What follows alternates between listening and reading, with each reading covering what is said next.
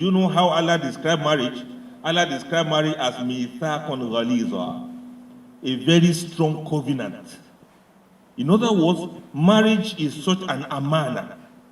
When two people come together, they have entered into an amana with marriage institution itself. So much so that every child that they give birth to within that union is for that marriage.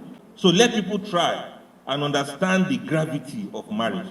Marriageology is something that we need to learn, we need to understand, we need to even institutionalize it, so much so that nobody goes into marriage without learning all of these things, learning the pitfalls, learning the pitholes, learning the hitches, learning the roadblocks, and learning everything that may come about in marriage beforehand, so that if there's this problem, this is what you should do.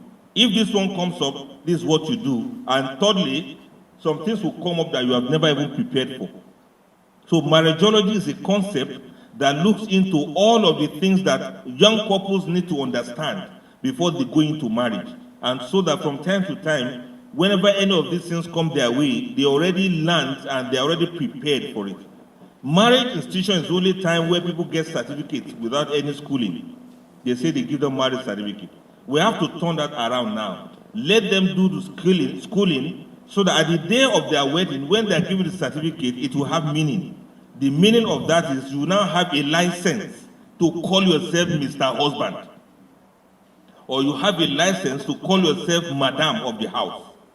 And that license, is it renewable? We have to let people understand. Do you need some retraining? We have to let people understand.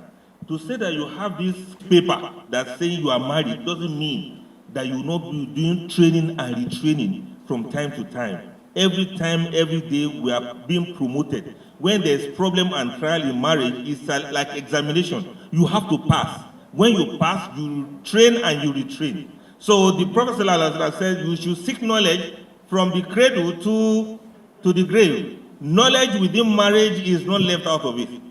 So everybody should keep learning. Everybody should keep understanding.